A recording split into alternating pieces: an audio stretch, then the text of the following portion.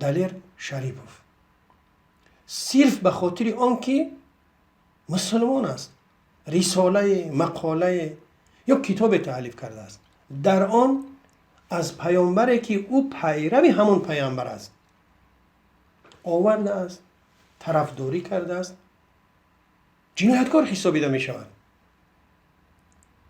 به حبس انداخته می شود.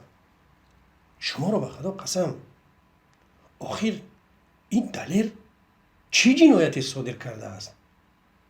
باید درباره لنین یا استالین می نویست.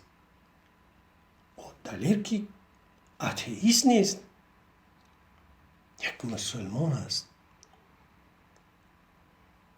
وقتی که یک روزنامه‌نگار به خاطر آزادی اندیشش حبس کرده می شود، پس آزادی اندیشه در خطر است. همه آزاد اندیشان در خطرند.